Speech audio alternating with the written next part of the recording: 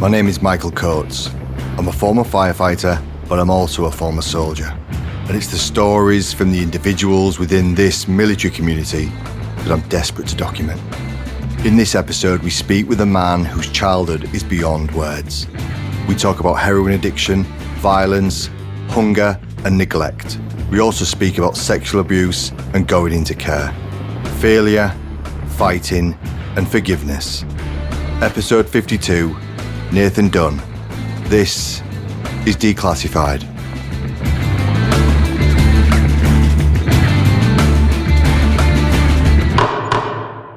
Mate, tell me about the memory of Christmas when you was younger.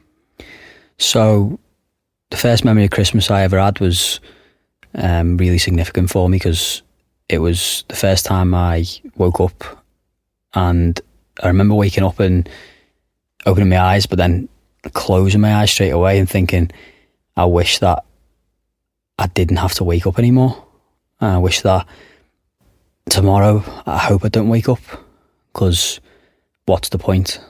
What's the point in me being here, and what's the point in this life if it's going to be like this every day? So yeah, that was my first memory of Christmas for me. Did Father Christmas visit you as a little one?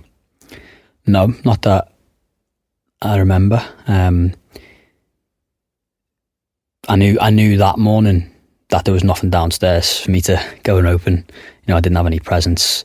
I knew the day was Christmas, but it wasn't Christmas for us.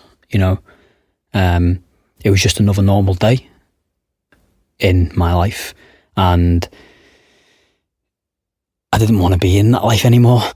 Yeah, I just didn't understand why I didn't have presents downstairs, or why I weren't like the other kids. Was you born in Liverpool? My earliest memories of where we lived was in Liverpool, yeah, on an estate in Croxteth. And what's that estate like?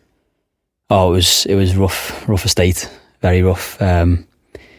Lots of memories of just random crazy stuff going on in that estate. I think around that time was very much the time where I think there was like a bit of a war going on between the two estates.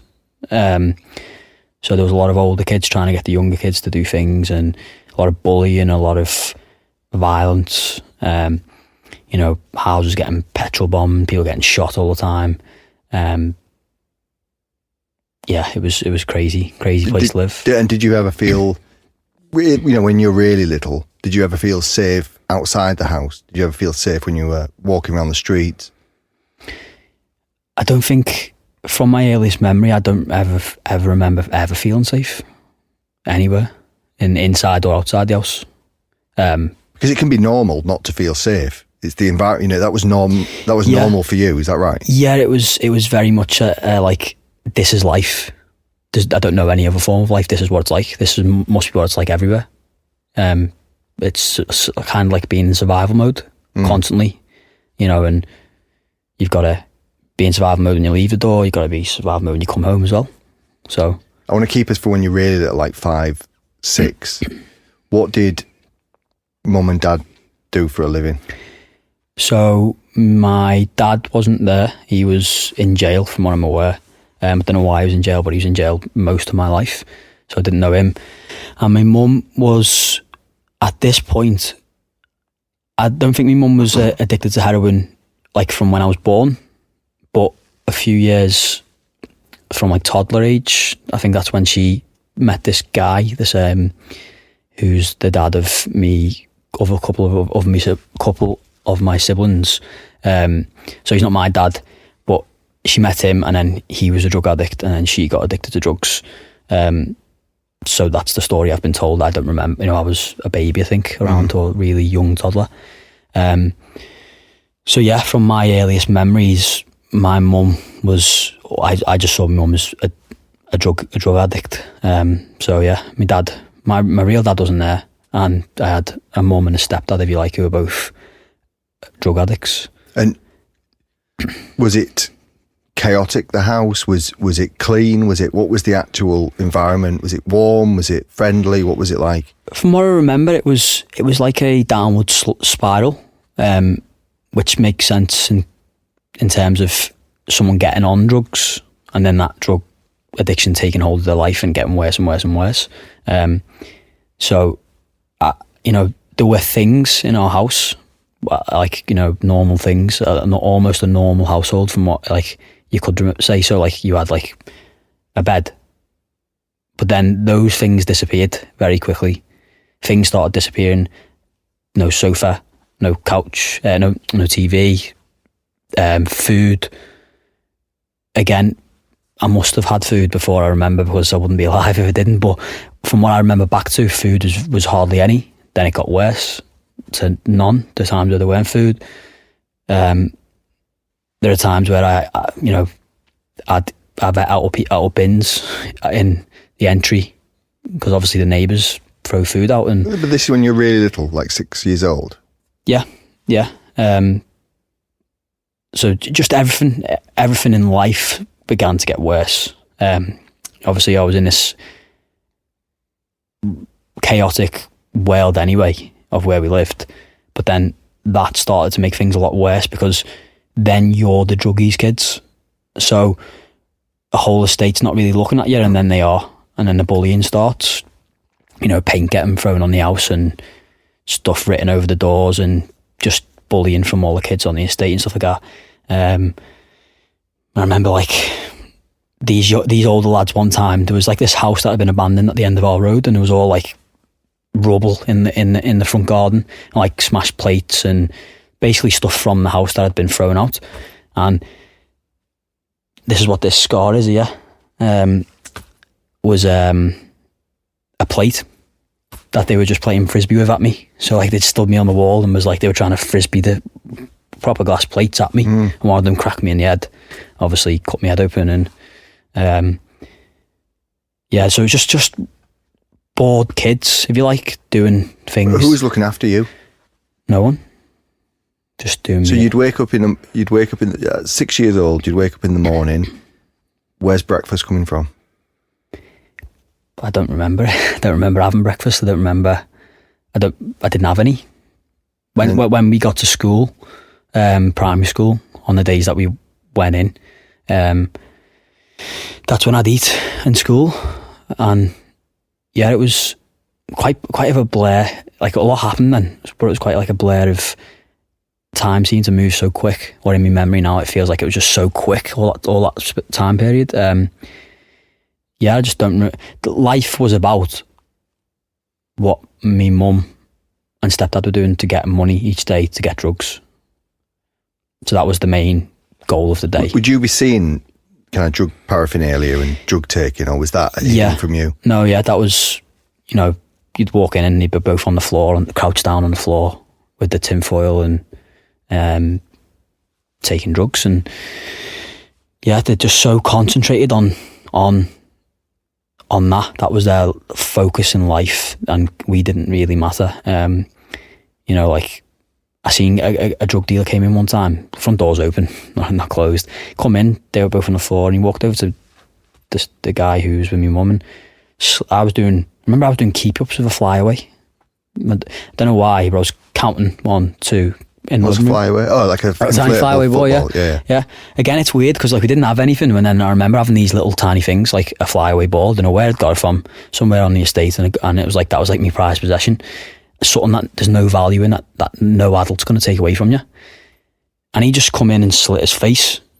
But he was that focused on taking his drug, he didn't even see the guy walk up to him, and he just slashed him while he's crouched on the floor. And I'm not even joking, the blood splattered all over my ball, because I always remember it. And for some reason, the thing that most annoyed me was I'd lost count of my high score of doing keep-ups. And I just went back to doing keep-ups, and I looked over, and he hadn't even stopped taking his drugs. The drug dealer got off, and then he just carried on, face bleeding, just carried on taking his foil and his little. And I was thinking, as I grew older, I thought, is that how, like, determined they were to take drugs, and, you know, is that how bad that addiction is, sort of thing. But yeah, that was a daily thing, seeing him taking drugs. Was the I'm just trying to get the picture for you. Was the carpet on the floor, or was the floorboard, or, you know, that old, like, concrete marbly stuff? Yeah. That, yeah, I always remember that, the feeling of that coldness. Cold, yeah. Yeah. You know, when you like go upstairs and you can see your breath in the air and stuff. It was like, yeah, it was, I remember that. Yeah, the house was just, it just got worse and worse and worse. There was 3 kids in there, was there? So there was definitely me, because I've got an older brother. So there's an older brother and me. And then there was my sister, who was, so my older brother and me have got the same dad. And then my sister was born, she was young. And then my brother, I think my brother was a baby at this point, like a proper baby. If not, he weren't born yet. I can't really quite remember when he was born. But definitely my older brother, me, and then my sister, who was half sister, because her dad was this guy who was with us. And yeah, it was a bit weird when he came along, because he was this general drug addict self. Didn't treat us like great, but when the daughter, as in his daughter, my sister, was there, it was almost like something switched, and like we weren't his. Even though he was a drug addict and he didn't really care about much anything anyway, it's like that was still his daughter and we weren't his. And that's when he started to really like do things where it was like I'd just be sitting there and he'd just slap me in the head. You know, he'd walk past and crack me and I'd be like, why have you done that? You know? But that was a daily thing as well, just getting hit and beat up, and like not really a bad thing. That was that wasn't that bad. In the house? Yeah, in and out the house, bullies outside the house, in the house. Keep in the house for a sec. So was it just your mum and her kind of boyfriend? Yeah. The kids. Was your mum and this guy violent towards you? Not me mum, but he was, yeah. He was always, that's like the way it was. You got hit, you know, and like properly hit, not like a slap, like you see some people slapping the kids, which is not right, but he properly used to hit, you know. Close fist. Yeah. Punch. Whatever he could get you with. He's a bit like Jekyll and Hyde, I suppose. Sometimes he'd be like, he'd be fine. And then sometimes he'd just, and I always thought, is it because we're not his? I don't know about what my brother experienced, but that's just from my point of view. I've never spoken to him about it, never asked him. But I felt like it was because we weren't his kids. That's why he was just taking it out on us. But I also, obviously, without jumping forward too much, I found out later on in life he had a lot of mental issues, severe mental problems as well. Obviously, being on drugs is not going to help that. So that explained why sometimes he'd be okay, and like he wouldn't do anything to me, and the next thing he'd just punch me, or just, you know, it was just so like you never knew what was going to happen. Was he in the house? Was he the only male? I mean, you mentioned a few minutes ago a drug dealer coming in and just slicing him. Was that an occurrence as well? Just other people coming in? There were different drug dealers, coming in and out the house. On the occasion, like druggies coming in and out the house, because they try to team up, I think, sometimes, and go on the rob and stuff like that. And but we were moving around after that quite a lot. So like we were in Croxteth and then we moved to the Wirral. I think my mum moved away from him. I'm getting away from him. And then a week later, he was back there with her. So then it was when we moved to the Wirral that I was getting a little bit older, still around 6 or 7, but like getting older. And each time we moved, things got worse, because obviously the stuff that you have in your house, you have to get to put in your house. So if you move to an empty house and you're not going to put anything in it, the house stays empty. So again, we were moving, and the bullying continued then, because we were the druggies kids. Everywhere we went, that seemed to get worse and worse. And then the addiction for me mum and this guy was a lot worse then. And then when you say a lot worse, you mean needing more? Needing more, and their care for us, even though it wasn't much anyway, it got less and less and less. So neglect. Yeah. To the point where they then weren't aware of obviously what we were going through, what people were coming in and out the house, and what drug dealers were doing what, to us. And yet it was, at that point, it was like, I didn't have any parents then. It's like a different world to me, because although, you know, from my personal point of view, my childhood was slightly chaotic. I still had a mum and dad that loved me, and other people that maybe didn't, but other people weren't coming into the house and abusing me as a child, in whichever form that is. What does that mean? So you kind of alluded to it there. So people would come in and do what to a 6-year-old, a 7-year-old? Yeah.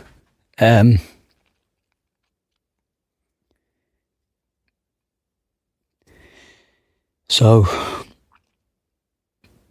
sorry, just trying to make sure I get my words right. Yeah, one of the things, there was multiple things, lots of different experiences for me that were like not the same, but still very traumatic in ways of abuse, physically and mentally. I've had these people do sexual things, then more torturous things, if you like, rather than it being a sexual thing, then mental abuse from different people in different ways, and all really related to the fact that people were coming and going in the house, sort of thing, and drug dealers were like, with a drug deal, right, it happens so that like they either get caught, so then there's a new drug dealer on the estate, or my mum, for example, would owe them money, not pay, whatever it may be. There'd be some form of retaliation, violence, an act of something against our household family, whatever you may call it. And then that drug dealer wouldn't obviously sell drugs to her again, and then she'd get a new drug dealer. So you've got these multiple different drug dealers coming and going, and once they're gone, you never see them again.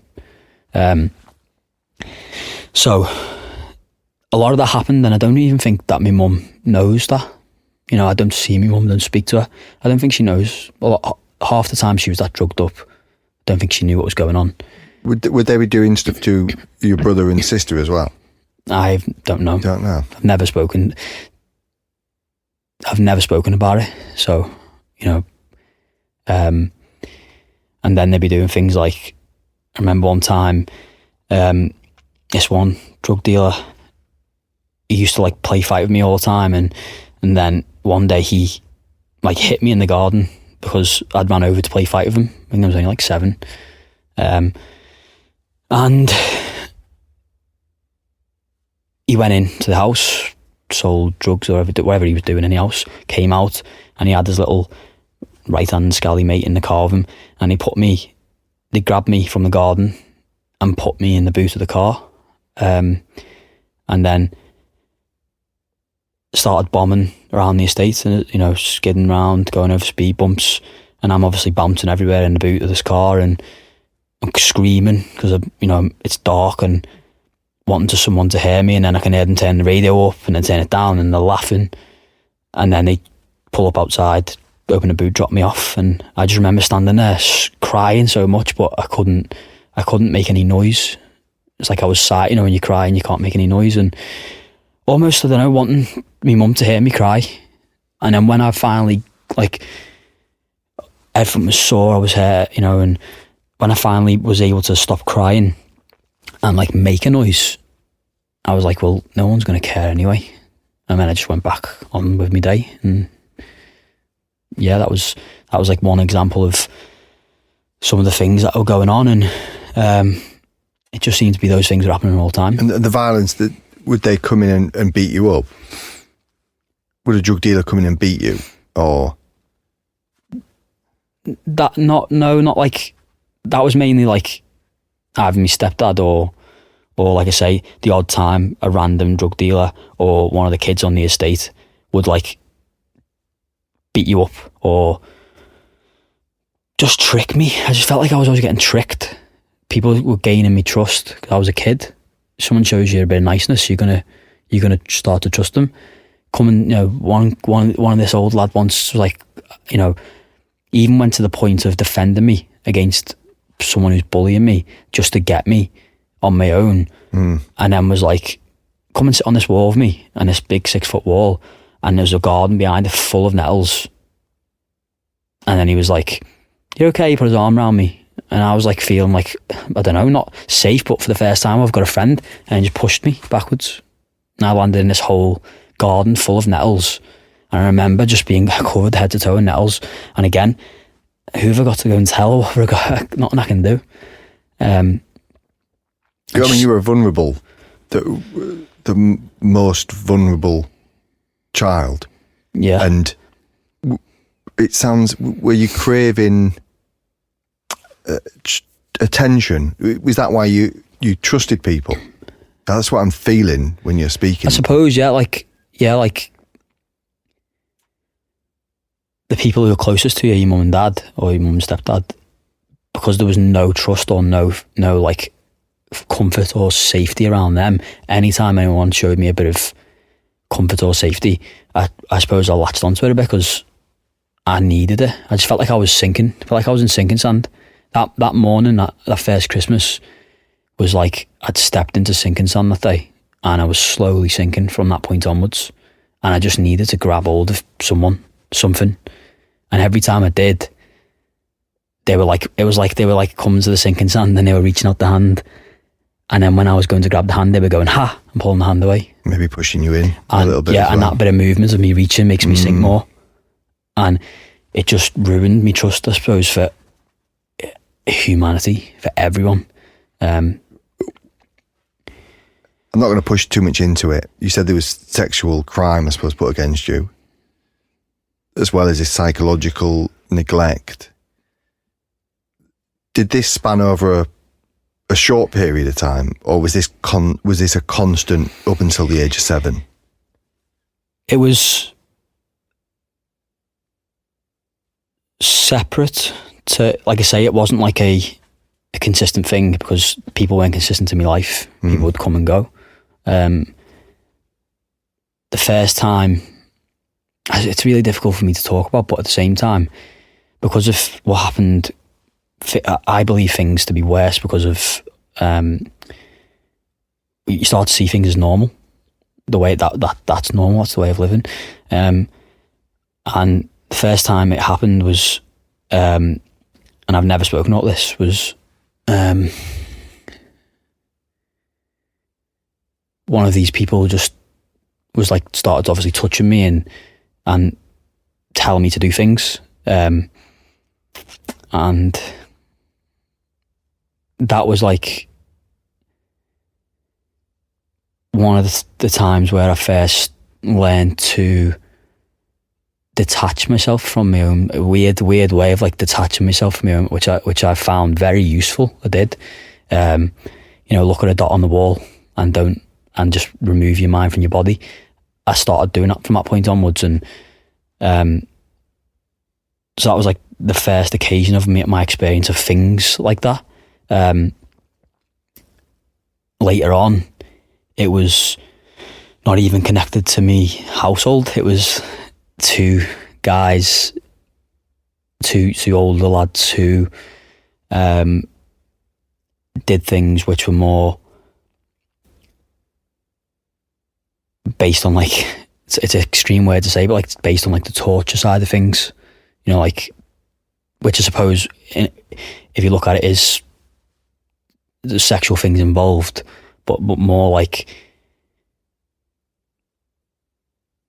putting things in me and laughing and torturing, doing things to hurt me, but not like severely hurt me, just punishment. They used to, there was this place where obviously you can't get away from it. You can't, because I'm living at it, where can I go? I'm so young, and what can I do? And sometimes, I suppose it goes back to earlier on when you're saying about being in the house and being out the house. Sometimes I suppose I did want to get out the house to try and just breathe but then I knew when I'd get out the house, I was going out to what I was going out to. And sometimes I'd want to get away from the outside world and get back in the house to breathe from that. And I suppose one of the most worst things that happened with those kids was they held me. They used to. I can hold my breath for a long time, and people always go, "You've got, I say I can hold my breath for like 4.5 minutes," and the reason for that, I believe, was they used to hold me under the water, thinking it was funny, and just almost like drowning me. And the way of me dealing with that was, well, if I can hold my breath for as long as I can, they're not going to do it to me anymore, because they're not going to get me kicking and screaming and fighting. But they did, and I couldn't hold my breath for that long. So yeah, there was those occasions where it's just crazy. I can't even. Sometimes I look back or think back and think to myself, did that really happen to me? Is this is this the world we live in? That's crazy. Like, it feels like a different life. From me sitting here today, it doesn't feel like that was me. That was my life. Was there any joy?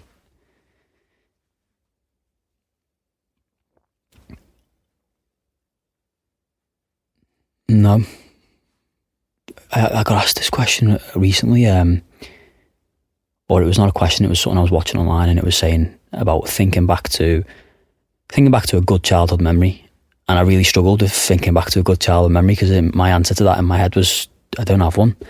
There were occasions of and I remember them specifically because I suppose it's the only time where I'd laugh or I'd have a bit of fun on the estate. Estates are mad places. If you've grown up on an estate, you know that, one of the other kids' dads who's actually still poor, but they're a good dad, might one day be like, have like a quad bike out on the estate, and they might give you a baccy. And when I got included in that on those days, stuff like that, you felt like on top of the world. And I remember probably my first ever memory, to be fair, of happiness was some random lad had a mountain bike. I couldn't. I was too small to get on it, and he put me on it. And although it ended badly and pushed me down the hill, I don't know why he did it. Maybe he thought I was going to crash anyway, but I don't care, because I remember flying down that hill, and I remember I can still feel the wind on my face, and I remember just laughing my head off, like, this is amazing. And then I got to the end and I couldn't reach the floor and just crashed, scraped on my knee and that. But yeah, I always remember that memory. I don't know why.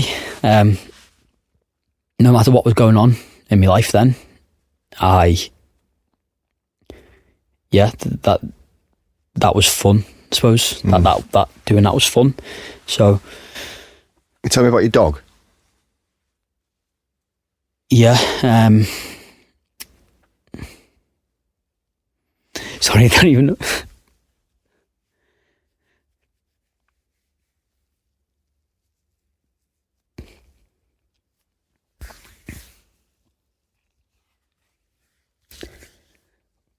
I love dogs so much, so it's this one memory,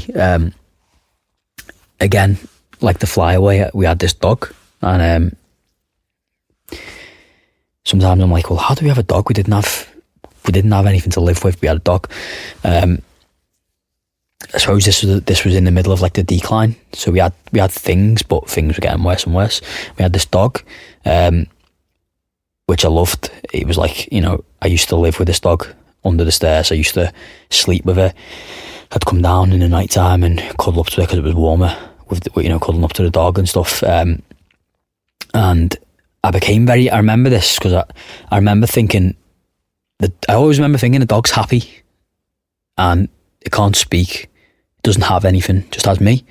And so I stopped speaking. I remember I didn't speak for a long time. I don't know how long it was, but I almost became like mute. I remember that, physically, consciously making the effort not to speak. Why should I speak? Why should I say anything? Why should I make a noise? No one ever hears me anyway. So I stopped, and me and this dog became best friends. And one time it pooed on the kitchen floor, which obviously had never been trained. It was just a mongrel. And this guy came in and started battering the dog. So this was the first time in my life I ever felt like there was a bit of fight in me. And I remember running and jumping on his leg and wrapping my arms and legs around his leg, and I started growling and I bit his leg. Obviously I was tiny and he just shook me, like kicked his leg, and I flew into the cupboard. He continued battering the dog, and then he grabbed me and the dog, threw us in the, like, a little tiny brick courtyard back garden. And I'll always remember that, specifically that point, of I was crying my eyes out. Mixture of me being hurt and mixture of my dog was, my dog was, it was howling, and it hurt me so much. I don't know why. And it was raining outside, and my mum wasn't in. She was out getting money for whatever she was doing, and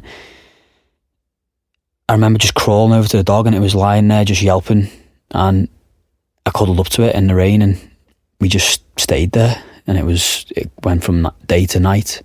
And I remember just lying there next to it, shivering, and it weren't moving. I don't know whether it was okay or not afterwards, but the back door got opened. Can't even remember who it was, whether it was my mum or, but anyway, I got taken in. This was, I don't know what time it was, but I'd been lying there, like I say, in the rain. It rained all day. And I remember thinking at that point, just I wish it just stopped raining, just one thing, just please just let me have one thing. Didn't. So, I went back in, and I don't remember the dog again. I think they told me that because we were moving, we couldn't have a dog in the next place, and then the dog was gone. They said they'd give it away to someone, I'm pretty sure, but whether they did or they didn't, I don't know what happened to it. Do you remember going into foster care? Yeah, I remember social services getting involved. Can't remember how they got involved, but they did, whether it was through school or, And I remember the day that they came, I remember hating social services because it's the most weirdest concept in the world. They were taking us away from this bad place, yet I hated these people for taking us away from, I suppose it was they were taking you away from something you knew. It's a life that is not great, but I know it. I remember, I suppose it's probably the first time I remember me mum showing any type of real care, and it was when they literally pulled my little brother or my little sister out of her arms in the street on the estate, and I could see this baby crying, and my mum was crying, and it's like she'd realised what she'd done, but it was too late now, and they took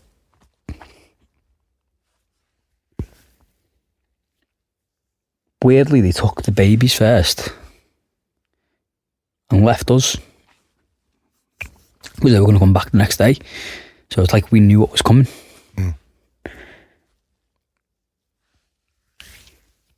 And the next day we went into care, and it was amazing, because obviously I hated what they were doing. I felt like these intruders were coming and taking us, kidnapping us, sort of thing. But I went to this place, this woman called Debbie. Amazing. I was like, I've walked into a film here, and I remember sitting at a breakfast table, and this lovely older woman, lovely little house. They had Jack Russell, and the guy was like I think he was like a bricklayer, just a normal guy. They were like, I don't know what I expected in to go into care. And this is what's kind of like, it's so frustrating for me, is that I went there and it was brilliant. And I remember the first memory of that was her opening the fridge and being like, do you want some sausage? And I was like, yeah. And then she was like, I've got some of this as well, I've got some of that. And then it was just before you knew it, I had this plate, like a full English breakfast. I think that was my first ever fry up I had. And I was like, this is amazing. You're 7? I think it must have been about 8 then, maybe. Oh, right, okay. Yeah, getting older. Or 9, 8. Yeah, because social services got involved, you see, but they didn't take us. It wasn't like they got involved and it was like, bang, we're gone. It was a process of like, we're involved now. You need to change what's going on. So obviously my mum failed to do that. So yeah, and I think this is great, but from what I know, maybe getting it wrong because I don't know about how social services work, but you have like short-term foster carers and long-term foster carers. And I was only there for a couple of months and then I moved to a more permanent place.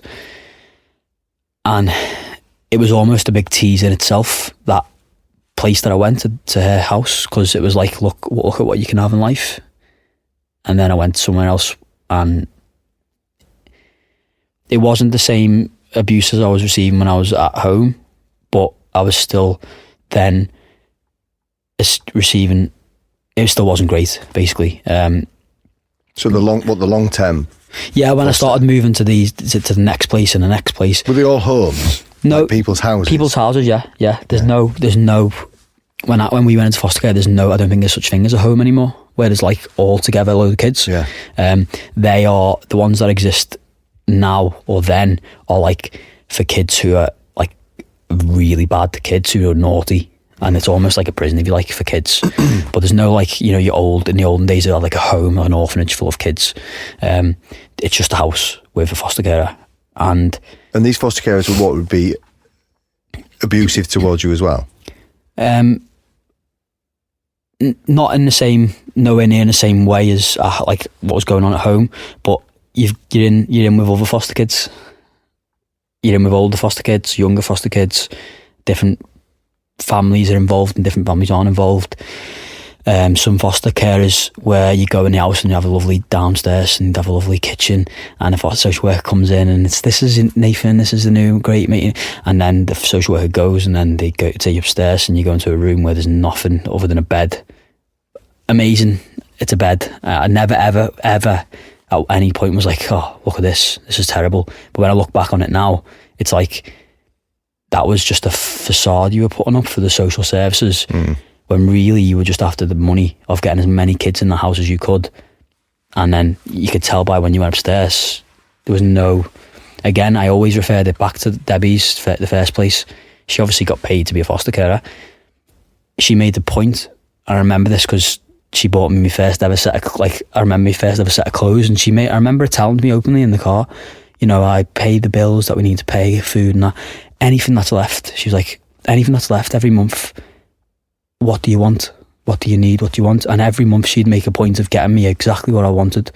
And I never asked for much because I didn't want much, but she did not do it for the money, at all. But you've gone from somewhere where you used to get bullied intensely, with your peers, I suppose, because you had nothing and like in your words, you was the drug addicts' kids. Yeah.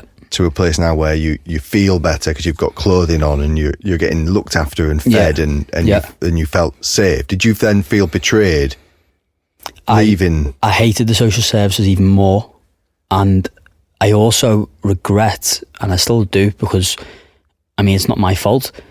As lovely as she was, I didn't trust her, and she was probably the only person I could have trusted. I still was like, this is great, but I'm not falling for your tricks.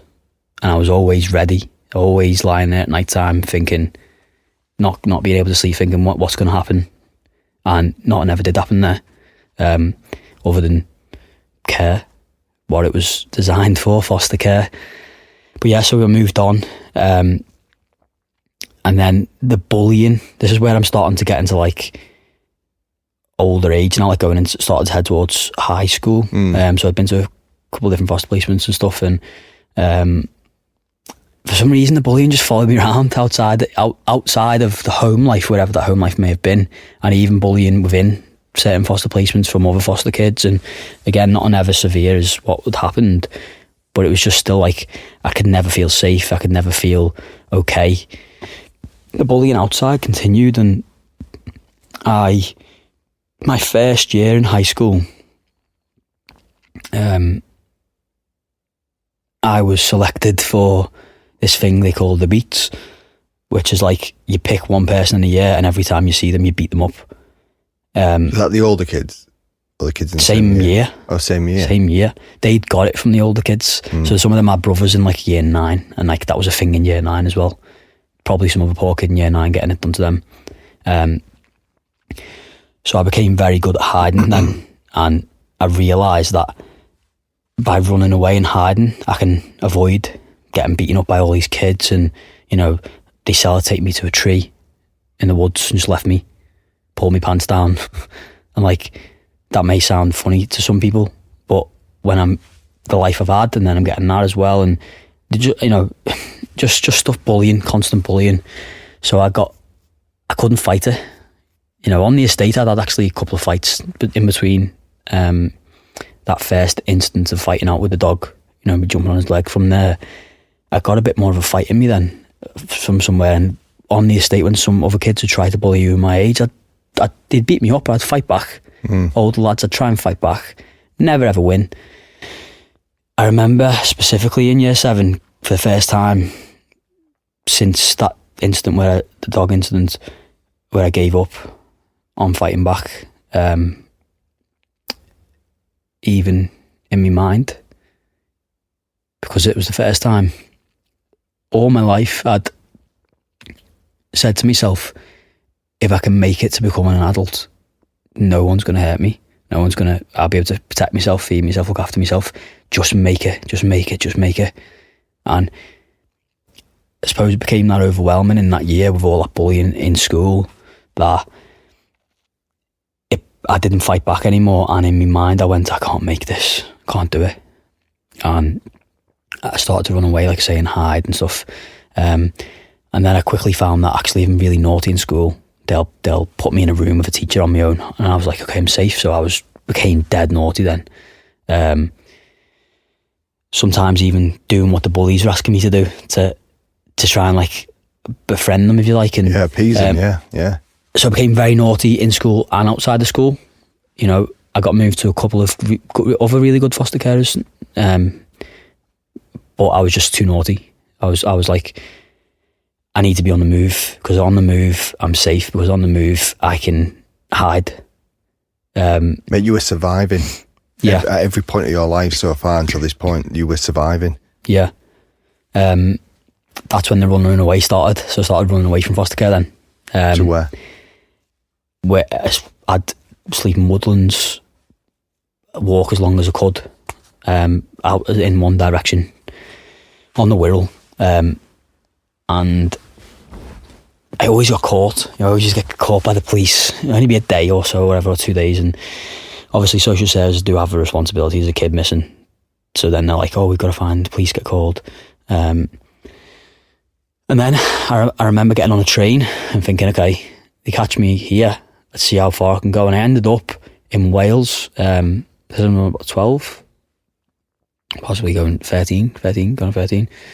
And I remember thinking to myself, they ain't getting me here.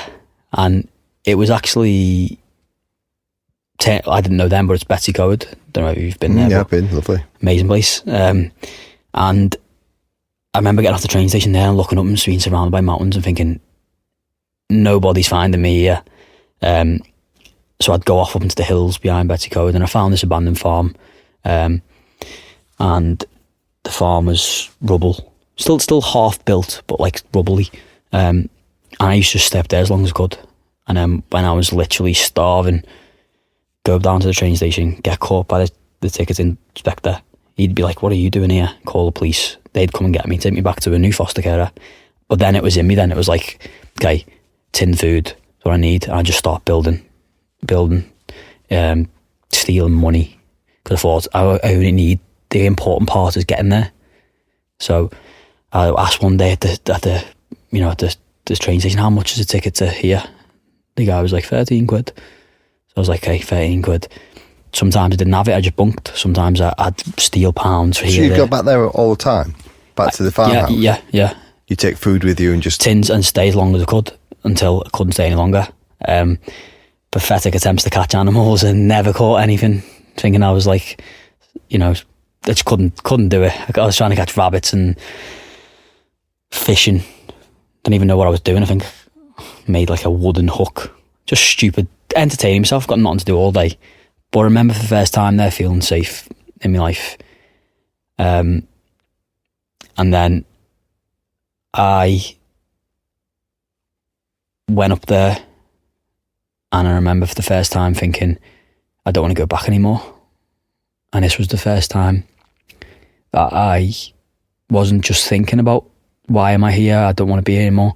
It was the first time I thought to myself, I'm not going to be here anymore. I actually can make this stop now. And I'd planned to go up to the farmhouse, the rubble, and I remember there being like a big storm that night, and I was like, so I moved down. It's funny how you learn how to like, I'd not been taught anything, but I learned that like when it was quite cold and bad, I'd move closer to the train station. Sometimes I'd even go to the train station and sleep in the train station and then go back up. And this was one of those nights, because the train station was open all night, in terms of like, there was no one there, but there was cover. There was even public toilets and everything down there. Really nice village. So I'd go down there when it's bad, and I remember thinking, I'm going to go up there tomorrow and I'm not coming back down, and no one's ever going to see me again. And when I went up there, it was rubble, even more. And there was no, like, couldn't get in the farmhouse really, and there was not like this big beam that's still there now, broken. Wasn't broken the day before, it was the next day. I remember thinking, kind of like kids do, oh, that's that. You know what, there's a big massive river. To me, to now I'm an adult, it's not that big, but those rapids there looked huge. Thought, I'm going to go and just jump in there. It's just going to stop. You know, as soon as I do that, I'll be fine. It'll be okay. And I walked down to the river, and I'm standing there, and then I remember this guy leaned his head over the top of the river with his beard and looked like a homeless guy. He was like, "You all right?" And I looked up, didn't get a chance to respond, and he was gone. And then I'm looking back at the river, and obviously I'm starving as well. I'm starving, and I'm thinking, I'm gonna jump in here. Am I? Yeah, no. I'm debating with myself, because obviously I'm saying to myself, walking down this mountain, I'm going to do this, and then when I get there, I'm like not able to. You know, I'm like there's a fight going on in my mind, which I would learn later on in life. I was going to have that fight a lot. He appeared behind me, and he didn't say anything to me, and he takes his bag off, and he opens his bag, and he unpacks this tinfoil pack and takes a Scotch egg. He had two, like the large Scotch eggs as well, not the little ones. Takes a big bite out of one, and then just holds his hand out and says, "You want one?" And without even thinking, like, I was over, I got it and started eating it. Like, you know, wasn't even looking at him. I had my head down, just eating this Scotch egg, because I think it had been like two days before I'd had anything to eat. Ran out of tins, a couple of days anyway. And then by the time I looked up, he'd gone. He just walked off. And then I remember feeling satisfied. Didn't feel like anything towards him or like this good person or anything like that. I just felt my hunger was satisfied. Like I just had something in me. And the thought of jumping in had gone. There was no like debating going on now. And I went straight to the train station, got caught, went back home. And things changed then for me. I went there again, I think, a couple of times with me. Funnily enough, I'd come across my younger brother in a foster place. All right. So I was in a different one, he was in a different one around the corner. And we ended up being in the same foster house, the foster placement, and they were good people. I was a nightmare at this point. And this was when I was like getting into like teenager years. So I took him up there because we were starting to get into all like camping. And we went up there and built a shelter. And it became a place where like, I've been there since. It's not a place of like where I don't want to go anymore. But yeah, I went up there a couple of times, but it was never ever to run away again. You know, it was never running away there. It was because I wanted to go there and do some camping and whatever. And but it's a safe place as well, isn't it? You know, the area. I suppose, you know yeah.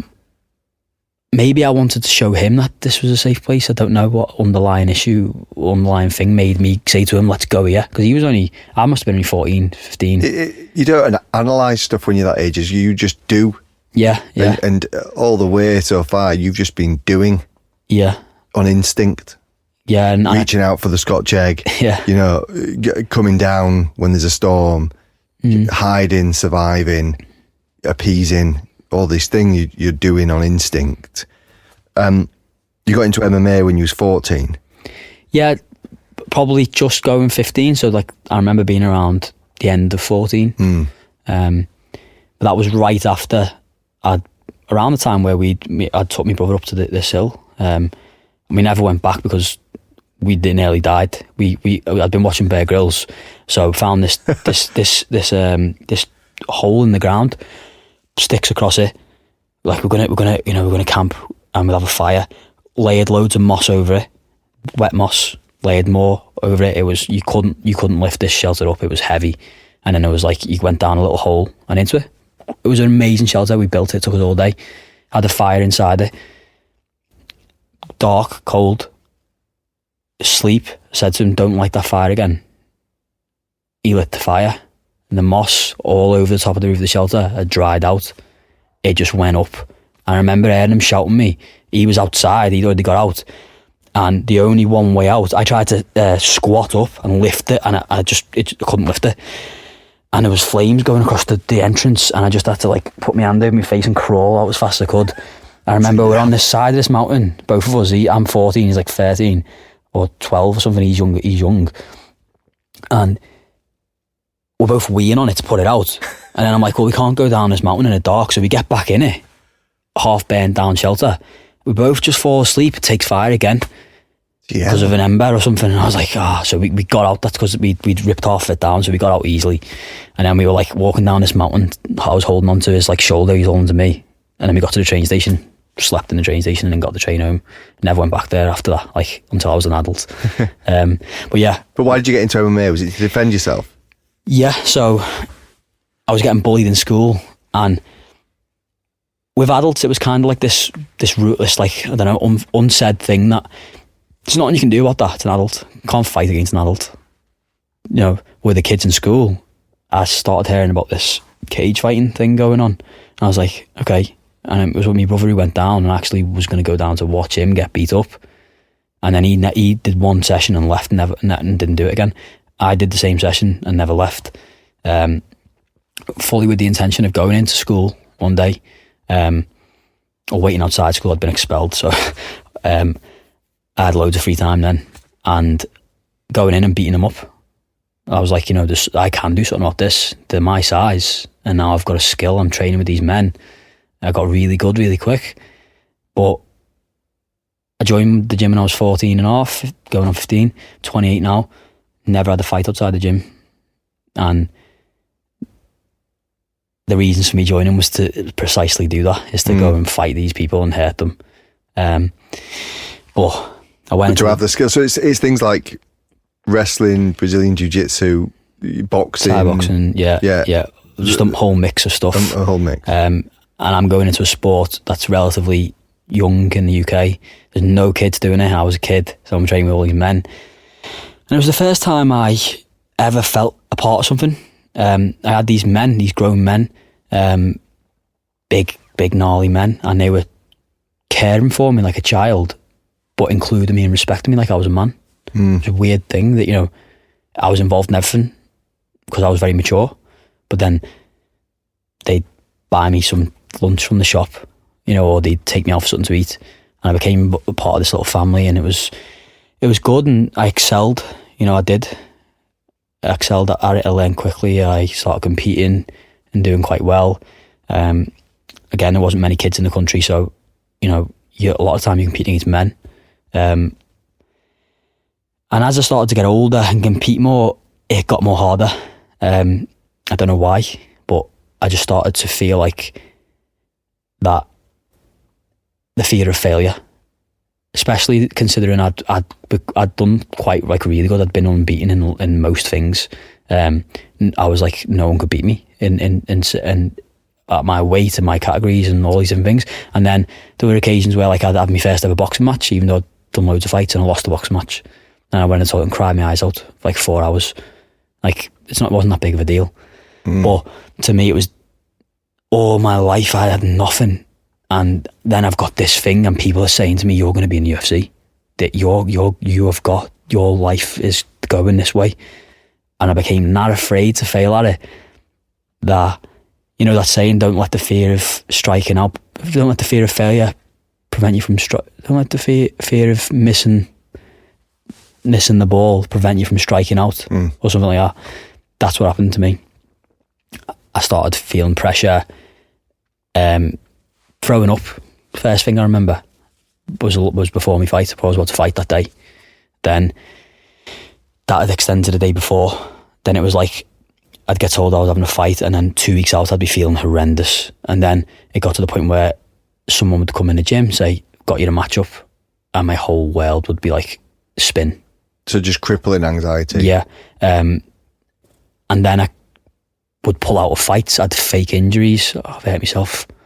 You know, really, really stuff that I felt really ashamed of as well. And then it got to the point where I was like, if I don't compete, I don't ever lose. So I can't fail if I don't try.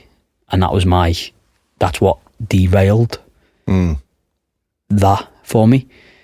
It was all hidden inside. No one really knew. They just saw this lad who was great at this sport, and why is he wanting to go and join the Marines? Then I was like, I'm going to join the Marines. I met a guy in the gym he'd left the Marines. That's what I'm going to go and do. Run away, get away from it. 15 years and 9 months. 15 years and 9 months is the earliest day you can go into the careers office. So you did do that. You joined. Yep. You got to week 27. Yep. And then what?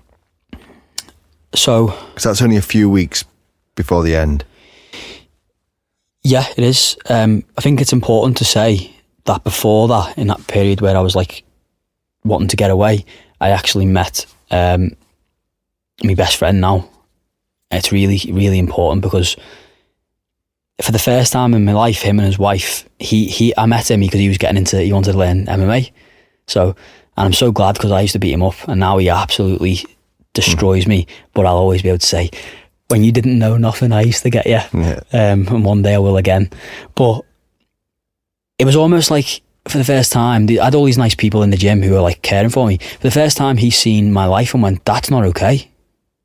And he like physically stood up for me. He was like, no. What's, you feeling like this? What's going on? No. And I was like, well, what can I do? And he was like, come and live with me. Was he older? Yeah. He'd just left the army, the vet corps. And he literally was like, I was like, what can I do? Where can I go? I've got nothing. And he was like, I was like 15 at this point, I think, or 16. Can't remember exactly. But anyway, he was like, you can come and live with me. I was like, what do you mean? I've only known you a few. He's like, yeah, come and live with me. And I went into his house and I stayed on his couch and then in the spare room with his wife and his little boy who had met, who was only 3, and they became my family. They for the first time in my life, I was like, this is like, they love me, they care for me, I'm a part of this family. And I stayed there as long as I needed to. And this was while I was waiting to go into the Marines. And he just supported me in every single, yeah, you want to join the Marines? Great, you do it. Support me. Don't want to join the Marines. When I left, he was there for me. But yeah, so I joined the Marines thinking that was the right thing. I want to get away. Got to week 27. And again, the mental thing, the fear of, it was a weird one. It was like, it wasn't so much the fear of failure because I was doing really well. There was no issues with me soldering, with me fitness, with anything. It was almost like, what if I do pass? What if I do succeed? And that sent me into a mad tailspin, and I was like, I need to get out of here. And that pressure came on again then, and almost the pressure of like, no, you would never succeed at this. Something's going to happen in the next few weeks, and you're going to fail. And then in my head, I was like, I need to go right now. And I literally ran out of camp that night. Like, people were looking for me on camp. I heard all these mad stories about, he's climbed the fence of rope, he's cut his way out of this, and I was like, in the end, I just ran up the road, waited till the car was going out to the barriers, ducked under and just bailed. Got on the train, went home to Harry, basically to the Wirral, and he was like, listen, if you don't want to be there and you don't want to do it, then don't do it. He was always very understanding of me, always very like supportive of anything I wanted to do, which was the first time in my life was weird because I never thought that was okay. don't want to go? Okay. You want to go? Okay. Change your mind every other week. But I'll take you to the train station and back every other week. He didn't, it was just supportive of me. Went back there a week later because obviously you can't just run away. I had the conversation with the CEO and he was like, I don't think I know anyone who's ever left voluntary at this point. You're making a mistake. And in 2 weeks' time, when you realise that mistake, you have to go into the careers office and come back because we want you to be a Royal Marine. But you'll have to do training again, you do know that. I don't know whether he was just saying that to make me go, oh, I'm not going. But I said, no, I'm going. Don't want to do this anymore. In my mind, I was saying to myself, I'm going to go back and I'm going to get in the UFC. That was because that was like my career that I should have done and that I ran away from in my mind. And I'm going to go back and I'm going to do really well. But I think that was just my mind justifying myself. Oh, you've got something to leave for. There's things like, if you look at self-harm, people just think it's physical, but there's also the kind of self-sabotage as well. Yeah. Look at your past, and quite often your past does dictate where you go, good and bad, whether it's traumatic, chaotic, whatever it is, but you can't outrun everything. No. And I'm sure there was some self-sabotage in that, for whatever reason. Yeah, and I remember 4 weeks after that sitting in the car with Harry and crying my eyes out saying, what have I done? I've made the mistake. I shouldn't have left. But again, he helped me, picked me up, got me a job with him and taught me, gave me my dog, Storm, and trained me up as a dog handler there. She passed away last year, so that was so hard because that was the first time in my life that, this is like getting emotional, but this is like happy emotional, without jumping ahead too much. That was the first time in my life last year, where I lost something that I loved. So I'm 27 years of age. I've never lost anything that I've loved because I've never loved anything. And the things that I do love, or, like Harry, like my partner, everyone who I'd love, I've not lost them. They're there. I've never had a granddad or a nan who's died, nothing like that. So when my dog died, it was like, wow, this is what it's like to lose something that you love. But yeah, I remember getting it as a puppy with Harry. Had brought it to me and I got a job then with him, and I just fell into this circle, and this circle of getting jobs, leaving to pursue this dream career in mixed martial arts, panicking, going back to a job, getting into debt, started getting into a lot of debt. And I just felt like a failure. Lots of young men do that. Lots of young men don't lose things, until later on. I don't think my granddad died probably in my early 20s. That's probably the first time. But I had a good unit around me, and then I joined the army at 16 and all the rest of it. So you have different challenges here to get to this point, and also it's not a case of just losing something you loved. Actually, something loved you as well. Yeah. And it was two ways there where I don't want to put words in your mouth. It just appears that was very limited in your life. This two-way transaction. Yeah, definitely. Yeah. I'm going to move us forward. Like you said, there was this cycle of job after job. Didn't know what you was. There was a stint on MasterChef that you went on as well. You were still involved with martial arts. You got your brown belt in Brazilian Jiu-Jitsu in 2020. I think so. Yeah. About that time. Yeah. But I want you to tell the story. Des Fraser came and joined your gym. Yeah. Des. Yeah, and then said a story. Yeah, so basically, I'd been getting down days over the past few years, but they were like one day where I'd feel really bad, wouldn't want to leave the house. They got worse and worse and worse over the years, really bad. And yeah, we were in the gym, and for some reason, after a good hard training session, people like to talk and stuff, and we ended up having this mad little therapy group.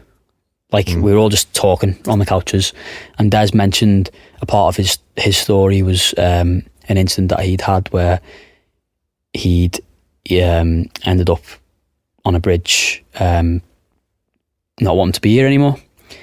Now, what he didn't know and what I was doing in that conversation, which I do a lot, is I just sit and listen, and I put my own input in very carefully without giving away anything about my own life.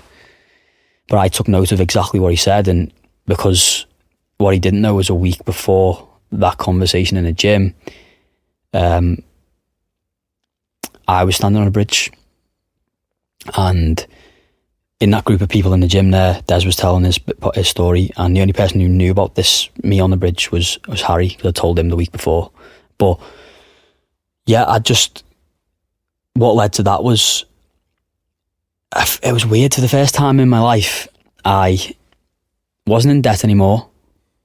I wasn't surviving from anyone. I had a job that I enjoyed doing.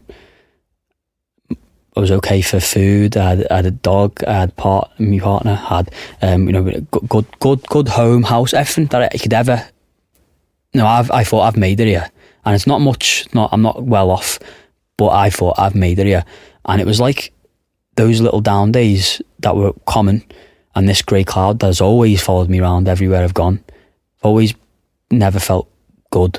Always felt so there's something wrong. The moment I felt like everything was okay, that came worse. That grey cloud started turning black, and it became 2 days, and then it was a week where I'd feel like I don't want to be here anymore. I don't want to be here. Everyone who is around me, I'm making their life worse. They're just trying to help me, and I'm just this. Look at me. Look at who I am. They would be better off without me. And I was telling myself these things, but fighting with myself every day, hard fighting. I'm not giving up. I'm fighting and fighting. I was sitting on my couch on a Thursday and watching TV. The next thing, I don't remember how I got there. I was standing on a railway bridge, and I came to consciousness, if you like, just hearing myself breathing deeply, shaking, not knowing how I got there. I don't know how long I've been standing there for. It was dark, no one around. And for some reason, I don't know why, but I was looking for my phone. First thing nowadays, and everyone's always on the phone. I looked at my phone, I was patting my pockets, there was nothing, no phone, no keys, no nothing. But I felt something in my pocket, and it was a coin. So, I reached into my pocket and got this coin out, this 10p coin, and I put it in my hand, and I said to myself out loud, I don't know why I said it, if I'm meant to be here, let's see. And I said heads, I'm going to jump, tails I'm not. And I flipped it, and it landed on tails. As soon as it landed on tails, I started crying my eyes out, and I got down, and I had this mad adrenaline rush. There's been times where I've been climbing or I've been kayaking or something, I've done something of wow, I just nearly died. You get a little bit of adrenaline rush. It was at times 100, I was I just nearly died, and I didn't know what to do. For the first time in my life, that battle of should I be here, should I not be here, was non-existent. I was on my couch, and then I was on a bridge. There was no battle. I remember thinking to myself that if I hadn't have came round to consciousness standing there, my last memory would have been just me sitting on the couch in pain with people who were around me who loved me and didn't know. So obviously I walk home, crying my eyes out, didn't see a single person, sort myself out before I get back in my house, because you can't show any weakness or sadness or tears in front of the people you love. I went in and just felt so embarrassed and ashamed, and then didn't tell anyone. I didn't tell anyone for a couple of days, but I knew at that point when I was walking home that I really need help. I need professional help. And I had spoke to people in the past, a couple of counsellors, but I never wanted the help. I got the help because of the people who were close to me were saying, you need to speak to someone. And I was going, okay, yeah, I'll go and speak to someone then. But I was doing it for them. I'd never opened up to the counsellor that I went to see. I just was doing it for the sake of doing it. This time I was I need help. So that then led me to be in the gym next week. That conversation happened, and then I rang Des and was like, can I come round and speak to you? I then I went round to Des. At this point, I told two people. Told Harry, told me partner, and I told him. I said, I said to him, the story you were saying the other day. Well, this happened last week. And me and Des was we were talking for an hour and a half, 2 hours in his, and he then said to me, "There's a counsellor who when I had that experience, I went to see a counsellor. This is the counsellor. Go and see him." So, and he advised a great bit of advice actually that really helped me. It might not help it might not help other people, but for me, this was I did this and it helped. He said, when you go in, because I think that's what he did, lay everything on him, everything that's ever happened to you, stuff that you've never told anyone. Don't get any counselling for it when you're there. Thanks, I don't want counselling. I don't want to hear what your thoughts or what we're going to work on. Here's all my stuff, and then leave. And that's what I did. I went in, told him everything that I'd never told anyone, all of the details, everything. And I said, thanks, I don't know whether I'll be back, and I left. And I explained it all my life. I felt like I was carrying this rucksack, and every day someone would come along and put a brick in it, and it got heavier and heavier and heavier to the point where I couldn't lift it anymore. And for the first time in my life, it felt really like someone had come along when I walked out that counselling session, opened the bag and took one brick out, and I was just a little bit lighter. And that's what made me go back the next week. And then I started having counselling. And it was Des, obviously, and yourself. I tried to, it's important to say because I appreciate it a lot. I tried to pay, and he was like, no, it's already all sorted for. It's already all sorted. And it was you guys who'd sorted that for me, and he wouldn't let me pay. And I suppose one of the first times in my life that was strange for me, because I had people who cared for me, who I knew, loved and trusted. So I'd expect that from someone who loved to go, oh no, I'm going to sort this out for you, or I'm going to, I would try and sort stuff out for people. But I didn't really know Des that much. I'd not met you. And to think that these strangers were insisting on helping me, it wasn't an option. He was like, no, it's sorted. Was such a strange, it made me start to see actually there is, I knew there's good people in the world because there were people who were close to me, but I thought they were part of my circle, and outside that circle the world's bad. Everyone in it's bad, and I don't like the world. It made me realise that no, the world, there's goodness in the world, even from people who don't even know me, and they're willing to want to help me. So I'm grateful for that help. Sometimes you need a little arm around the shoulder, and it comes in different ways. It might come from a Scotch egg on the bank of a Welsh river, or it might come from an impromptu conversation in a kitchen. Yeah. That leads to whatever it. I suppose it leads to sat down today. Yeah. What's next? I can see you're in pain, mate. I can still see you in pain, and this is going to take time. But you're on a different path now. You said a second ago, you're not allowed to cry. You're not allowed to be emotional in front of the people who you love, or show weakness. Yeah. Des speaks. That opens then something for you to then speak to him. Yeah. You're speaking now, which will affect someone else. He listened to somebody else speak. Yeah. It's a cycle, but the people are still in battles. They're still having to work at things, and like I said, there's still pain involved with that. And yeah, definitely. But you can't. It takes pain to get better. It does. Yeah. I've said this before recently, and it's the hardest thing in the world for me to do was to speak. The hardest thing I've ever faced was to speak that first time. It's also the easiest thing in the world to do, because we speak every day. Once you speak openly, honestly, truthfully about what it is that you're not talking about, life changes. It becomes easier. Not being able to cry and not being able to, it's exactly that what you need to do. I cry all the time now, and I'm not embarrassed by it anymore. I'm not afraid of it anymore. I feel better for it every time I do it. And it's just about showing that control and understanding that you need to do these things because you've never done them. Even if you've never cried in your life because of all this trauma that you're suffering, you need to. Can I ask you some?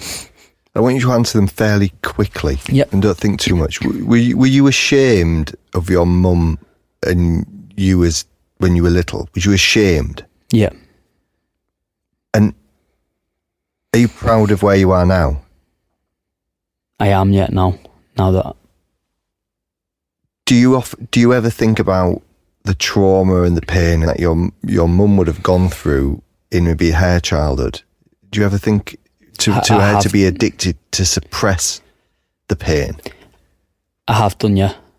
Yeah. One of the things I've recently grown from is that for me to move on and heal, that I need to forgive those people, all of them, because they're probably not thinking about me. All the people who hurt me, people who, they're not thinking about me, but I'm thinking about them in the past. I'm letting them affect me in the present. So I forgave them all. I don't have to go see them, I don't have to be friends with them, but I forgave them all, genuinely took a step back from my own self and said, there's reasons why we all do things. And like you've just said, I don't know what the reason was for her being the way she was, but I'm sure there is one. And I forgave them. I forgave her. I forgave them all. Doesn't mean it needs to be in my life, but once I did that, I was able to move on for myself. I didn't forgive them for them. I forgave them for me. Mm. And now I don't hold anything against anyone. I feel freedom from that. Next week you start a journey, so a literal journey. What are you doing? I'm walking 1,350 miles from John O'Groats to Land's End with no shoes on, barefooted. So you replace this rucksack full of bricks, mate, with an actual rucksack full of camping gear. So that's what it is, self-sufficient. Yeah, unsupported. North to south. Yeah, I'm doing that to raise awareness for mental health. I'm doing that to, in the process, I'll set a new Guinness World Record. That's just the cherry on top. It's a byproduct. I'm not doing it for that reason. That just comes with it, which is nice. Ultimately, I'm doing it for myself. As you said, I've still got a long way to go to heal. There's loads of reasons of why I'm doing this walk, how it came about, but the fact is I'm doing it. I wanted to symbolise in a physical way what it's felt like every day in my mind. And even a 1,350 mile barefoot walk for 60 days doesn't come close to the pain that I've suffered in my mind as to what I'm going to suffer in my body. And that's the kind of the statement I want to make to people, is that suffering in the mind, I believe to be far worse and is the most painful thing. It's the biggest cause of pain. And suffering in silence as well. Yeah, in silence, definitely. I want to make people or help people to try to, even if one person just speaks out, because it's something we all say, isn't it, all the time? Just speak out about it, just speak up about it. And it's I think it's kind of misunderstood, and people go, oh, whatever. Can't be that simple. It can't be that easy. It can't be, I've been facing me right there in front of me that whole time. Just speak. No, my problems are so severe, so bad, so traumatic that I can't just simply speak about them and it's going to be okay. It is that simple. If one person hears what I'm saying and does something about it, then that'll make it all worth it.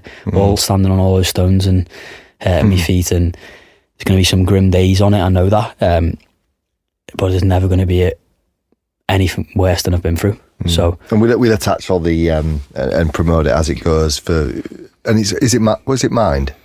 Yeah, I'm raising funds for Mind UK. They're a national charity, and the challenge is national. So that's why I wanted to do it for a charity where, like, it wasn't local to me. So all the funds that are raised are going to be, directed towards something locally. I wanted to be able to help people all over the country. So they were the reason why I chose them. And yeah, it's going to be a journey. It's going to be an experience. And I've said this plenty of times, and I keep referring to it this way because this is the way I'm seeing life now. People have said, "Oh, when you get to the end, what are you going to do when you get to?" And I keep saying, it's not the start to the end; it's the start to the beginning. And I've written that on emails before, and people have been like, "You've spelled that wrong," you know. Like, no, it's the start to the beginning. And when I get to that point, I'm going to walk onto the beach. I'm going to walk into the water, and I can't walk anymore.